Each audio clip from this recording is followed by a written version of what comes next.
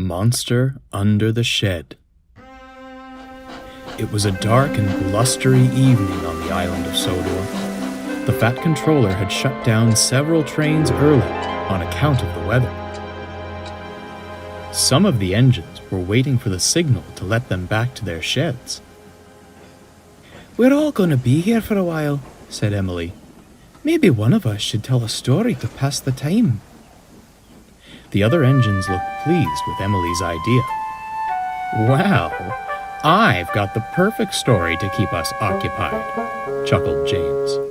"A long time ago, on a lonely old branch line, there once lived a brave little tank engine who was always eager to help." "Excuse me, Albert," said the station master one night. "I'm afraid they need a backing engine at the next station. Would you possibly be able to give them some help?"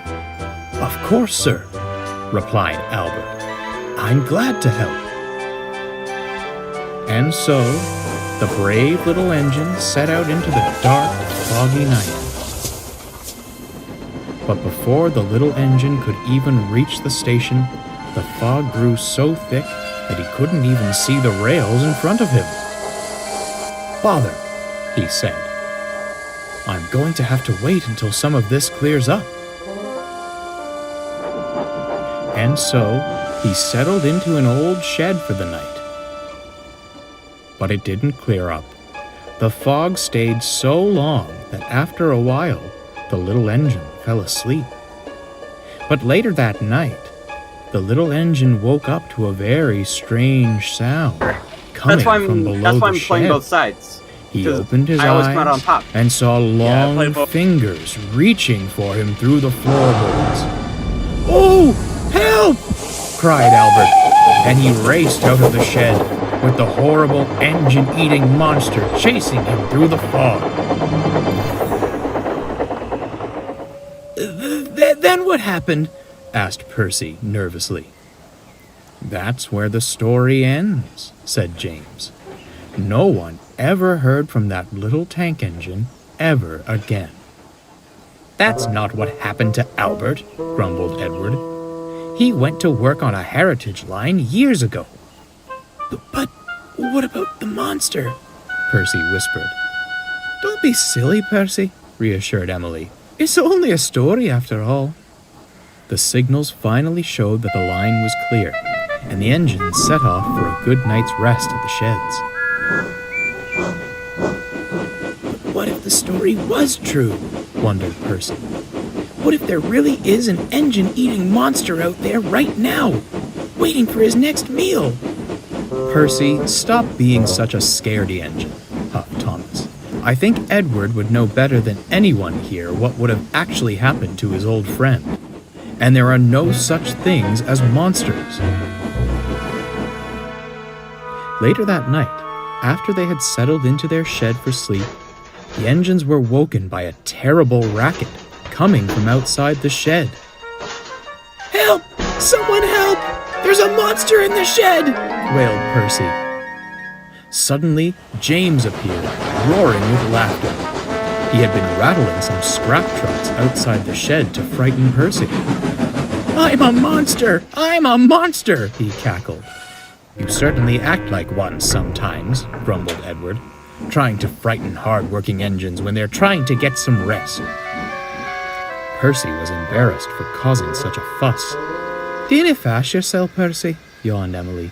"Our imaginations can get the best of any one of us. Even good minds can think of scary things." A while later, when everyone had fallen back asleep, Thomas was roused again by another strange sound. "James, cut it out. I want to sleep." But James was fast asleep, and the noise came again. It can't actually be a monster. There's no such things as monsters," he said to himself. But all the same, he stayed awake all night just to be safe, in case anything tried to grab him.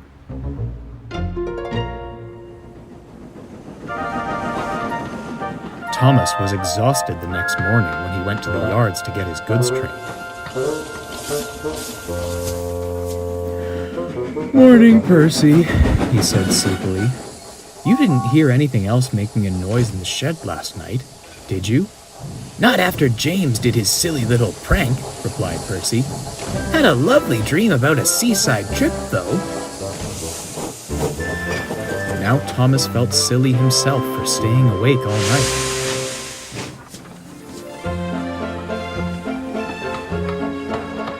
By the middle of the day, Thomas was very sleepy and running far behind schedule.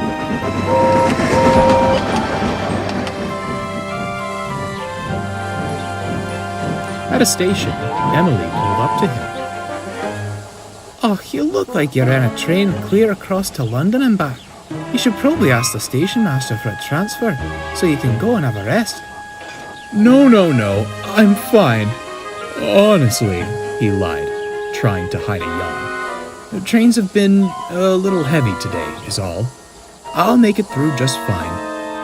"The rest does sound very nice." Just then, James sped past with his passenger train. "What's the matter, Thomas?" he laughed. "Monsters keeping you up at night?" And he sped away down the track, laughing loudly.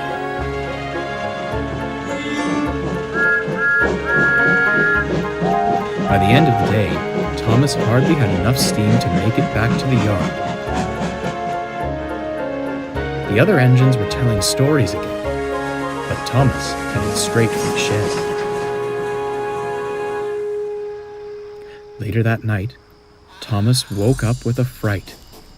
The noises were back, and they were definitely coming from under the shed.